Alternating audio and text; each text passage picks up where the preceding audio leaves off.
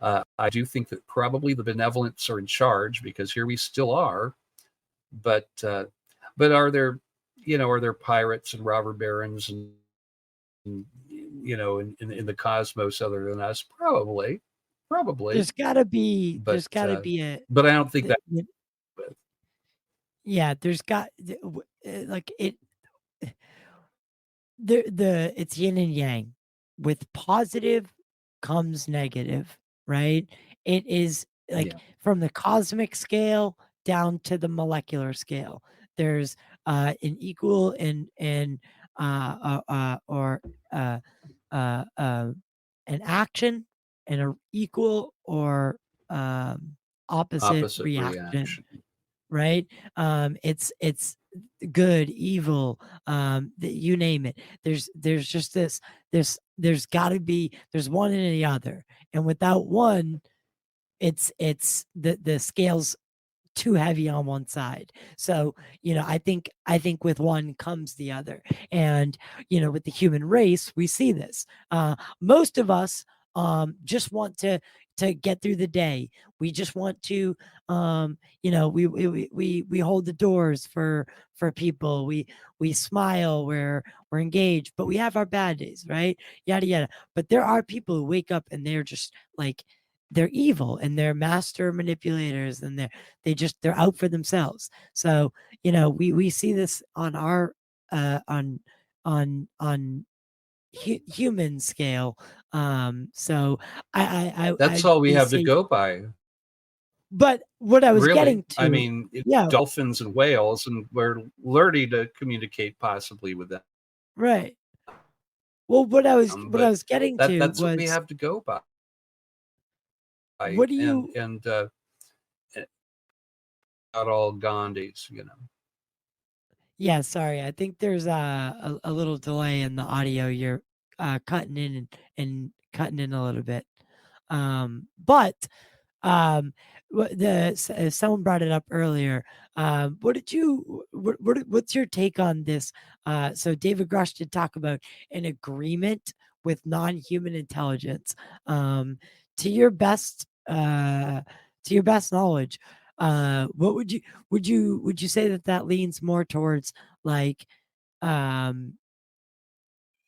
technology switch, or like, you guys can take refuge in the ocean, and operate in these areas, and do this, and we want this? Do you think that could be? I think it could be. And some people say Eisenhower had that meeting, and that I mean, how do you disagree with any kind of agreement when you're dealing with technology that may be thousands and maybe even a million years more advanced than your own? So I'm sure that he probably had to come up with some kind of an agreement, if that's true. But I mean, I can't speak to power on that, because the stories are out there, and even his granddaughter is out there and talks about it. But I don't have, like, the material to go by in front of me to say this happened. But that is definitely a story you hear out there. It makes sense. I mean, there's that wonderful book about Jackie Gleason and Richard Nixon. Richard Nixon. Paul, what's his name? Paul Smith, I think, is right. The author. Oh God, he's going to be mad at me. But if you go and look, put UFOs and Nixon and Jackie Gleason into the Google machine, it'll come up. And I think that there have been presidents that have certainly known about this. The word is that perhaps not all presidents are read into this now, because it's thought of more as a temporary job. Maybe just a 4-year job, right? So I think that they may be more careful about how much they tell. But back then, I think that he probably knew the whole thing. They're absolutely temporary employees. They're temps. And that's how the bureaucrats see them. And that's why, and especially if you're a president who's not willing to go along, if you're not a sociopath, if they don't, I'm sure they assess them, once they're in office, the bureaucrats that surround themselves with these high ranking people assess them. And is he a sociopath? Will he go along with the narrative? Will he keep his mouth shut? All right, no, then he's not going to be read into anything. Keep him on a need to know basis and barely on that. And I really think that's how it is. I think that's probably the way it is. I think so too. Yeah. And the people that know, I mean, it's so compartmentalized now. And I think, do you think that the military do you think they're the right gatekeepers for this stuff? I don't question that very deeply now. I mean, I think there should be an organization apart from the military that is dealing with this. That's not, because the military, of course, it's all about threat assessment and how might we exploit this resource as weaponry against our enemies, and that's not diplomacy. That's not looking with an eye to the future and where we might actually be able to evolve to as a species ourselves. It's very pretty nuts and bolts attitude towards not very nuts and bolts phenomenon. It definitely has its nuts and bolts to it. Yeah, it reminds me. There's this whole other element to it. It reminds me of the movie Arrival by my buddy Denny Villeneuve. He did an amazing job at that film with just how how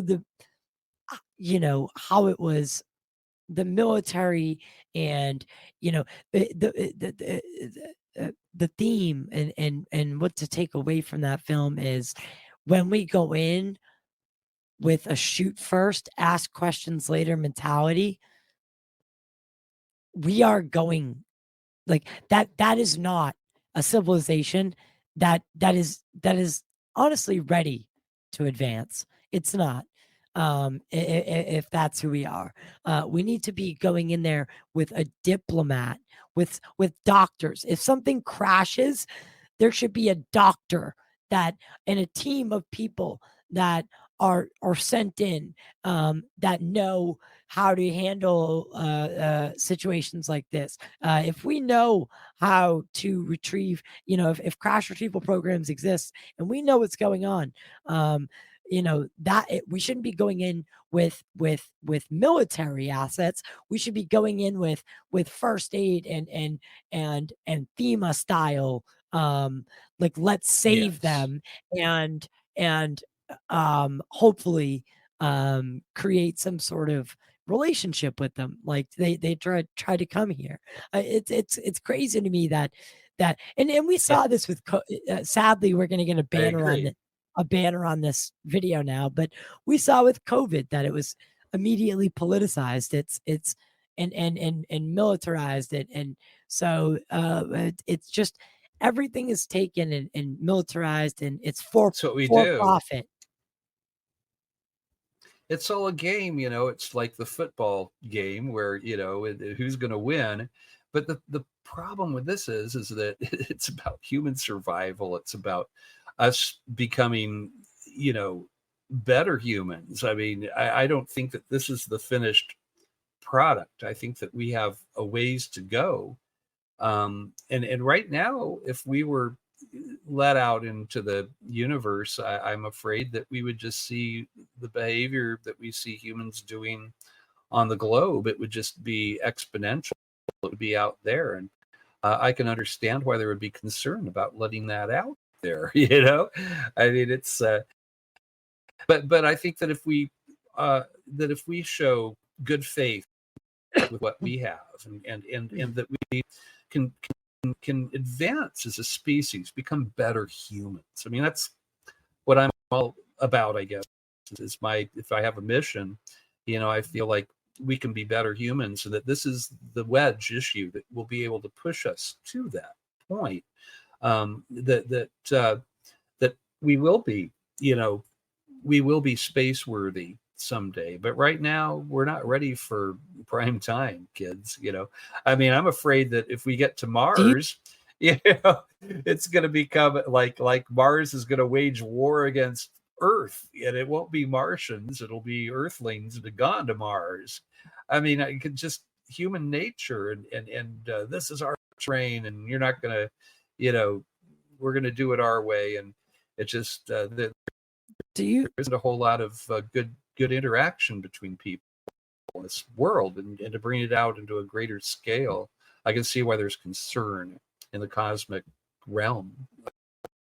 I think we can ourselves. I don't think this is their first rodeo, and I think they've seen similar scenarios like our own. If we look at the stars at night, just go out to a desert vista and look up, and you're not seeing the whole picture even then. Now with the James Webb telescope, we're getting a little bit better. Yeah, it's just like every grain of sand.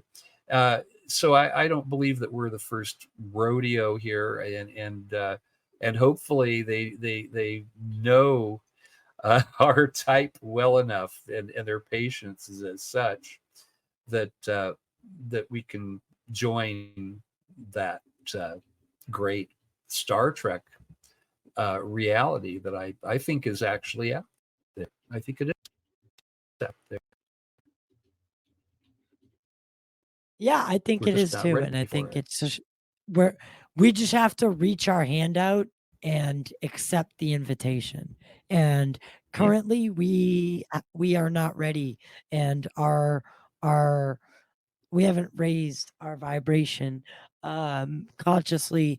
And do you think, the one last thing before I let you go and talk to us? I want you to tell us about what you have coming up and what you have going on. But Sure. do you think that they're possibly not letting us? Because people ask, why haven't we been back to the moon? Why haven't we? Why hasn't there really been any space aside it's above from my pay grade? I can't tell you for sure. It's above my pay grade, and they aren't saying, but I guess could they be find keeping out. us? Could they be keeping us from? Maybe. Yeah, I maybe. honestly don't Interesting. know that, though. I don't know the answer, but it's a possibility. We went before. I mean, we did go before. I'm not a moon landing denier.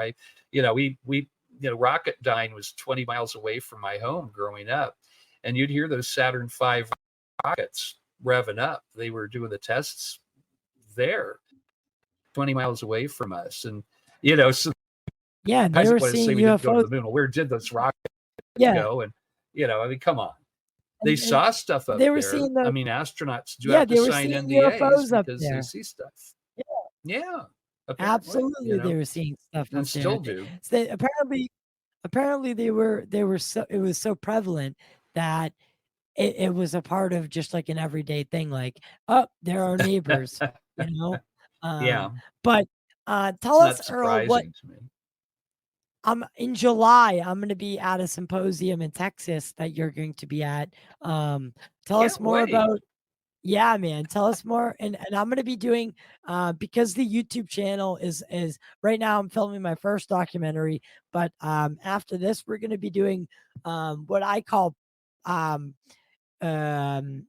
profiles on people in ufology. And we're gonna follow a person around each follow each person around for a day in the life of that person. And you've agreed to be one of the first few that I do this with, so I'm super excited about Okay. that. And so Well, that'll be fun. I announced, yeah, I'm announcing that now. And Mario Woods is another one. So it's going to be really cool. And I'm working with Dan Zetterstrom from that UFO podcast on these projects.